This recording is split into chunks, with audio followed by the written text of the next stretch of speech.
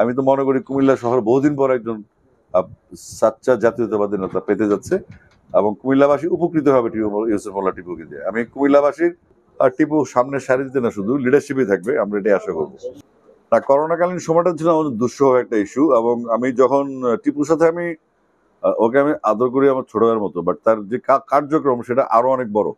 তো করোনাকালীন সময়ে বিবেকের যে উদ্যোগটা ছিল, লাশ দাফন করা, রোগীদেরকে হেল্প করা, আবার এই মানে মানুষের, এটা তো একটা অচ্ছুতের মতো ব্যাপারটা ছিল যে যার করোনা তাকে সমাজচ্যুত করে দেওয়া হবে, এরকম ব্যাপারটা ছিল।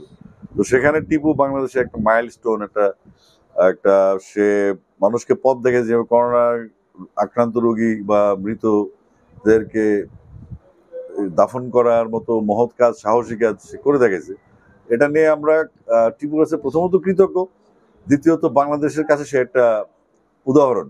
তো এই উদাহরণের সাথে আমি বসে আছি, এটা আমাদের জন্য একটা গর্বের। এর জন্য তাকে একটা ক্রেডিট না, বড় ক্রেডিট আর ছোট করা হবে থ্যাংক ইউ দিয়ে। আমি বলবো টিপু একটা আলোকবর্তিকা আমাদের জন্য, কুমিল্লার জন্য, আমাদের কুমিল্লা করোনা আক্রান্ত মানুষের জন্য, এবং ফিউচারে এই টিপুই বাংলাদেশের একটা বড় কিছু ইনিশিয়েটিভ থাকবে, আমরা এটা আশা করি, করতেই পারি। আমি আসছি বিবেককে থ্যাংক ইউ দিতে। বিবেকের কিছু কাজ হচ্ছে যেটা করোনাতে আমরা সবাই জানি। তারপর ওই দিন দেখলাম ফগার মেশিন নিয়ে নেমে গেছে মশা মারতে, এরকম জোর, এটা তো ওর কাজ না। তারপরে বনায়ন কর্মসূচি, বৃক্ষরোপণ করতেছে ও, এটা তো ওর কাজ না। তা একজন পলিটিক্যাল লিডার মানুষের মন জয় করার পলিসি না বুঝে মানুষের কাজ লেগে গেছে, অর্থাৎ কথা কম কাজ বেশি। তো টিপু সেখান থেকে অনেক আগে গেছে, এবং আমাদের হোপফুল আমরা কুমিল্লা মানুষ যে ইউসুফ মোল্লা টিপুর মতো একজন একজন লিডার আমাদের আছে, বা কুমিল্লার যে ফিউচার পলিটিক্সের যে গ্রাউন্ড তৈরি আছে বা তৈরি হবে, আর টিপু সামনের সারিতে না, শুধু লিডারশিপই থাকবে, আমরা এটাই আশা করবো। কুমিল্লা তো আমার নিজের জায়গা, এটা তো অন্য একটা ভালোবাসা, বাট আমাদের চিন্তা করতে হয় আসলে বাংলাদেশ নিয়ে। কারণ এখানে হয়তো কুমিল্লায় আসিফ আছে, নোয়াখালীতে আসিফ নেই, মুন্সিগঞ্জে আসিফ নেই, কিন্তু আমার কিন্তু বাংলাদেশ আসিফ হয়ে কাজ করতে হবে। বাংলাদেশের ছেলে, বাংলায় গান গাই। তো এর কুমিল্লায় সুবিধা হলো টিপু মিয়ার মতো লোক থাকলে আমি ভরসা করতে পারি যে কাজটা হবে।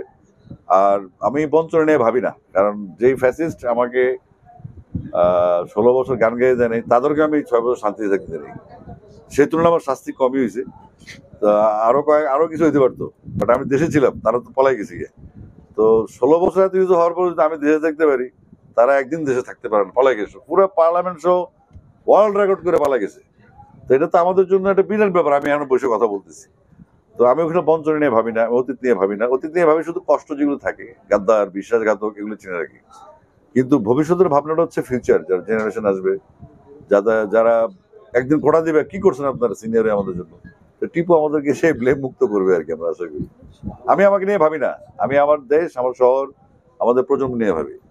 ভবিষ্যৎ তো অবশ্যই ভালো। টিপু ভালো, সাংগঠনিক দিক থেকে সে যথেষ্ট পরিমাণ সুশৃঙ্খল, তার ব্যক্তি জীবন যথেষ্ট সুশৃঙ্খল, তার কর্মী বাহিনী যথেষ্ট সুশৃঙ্খল, তার চেইন অফ কমান্ড যথেষ্ট সুশৃঙ্খল। তার কথা শুনে তার সামাজিক কর্মসূচি, তার মানবিক কর্মসূচি, তার রাজনৈতিক কর্মসূচি, সবকিছু মিলিয়ে সে একজন, আমি তো মনে করি কুমিল্লা শহর বহুদিন পর একজন সাচ্চা জাতীয়তাবাদী নেতা পেতে যাচ্ছে, এবং কুমিল্লাবাসী উপকৃত হবে ইউসুফ মোল্লা টিপুকে দিয়ে। আমি কুমিল্লাবাসীর, আমি বলতে চাই যে লাস্ট ক্যান্ডেল, আমাদের শেষ মোমবাতি এখন পর্যন্ত যা দৃশ্যমান হচ্ছে, ইউসুফ মোল্লা টিপুই আমাদেরকে দিক নির্দেশনা দিবে, আমাদের বাচ্চাদেরকে ভবিষ্যৎ কি হবে। আমি যথেষ্ট আশাবাদী, এবং রাজনৈতিক ক্ষেত্রে ওর তো একটা পলিসি আছে।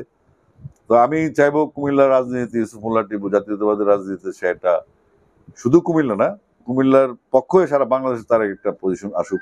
এটা আমি ওর সাথে থেকেই চাইবো, ওর পাশে থেকেই চাইবো।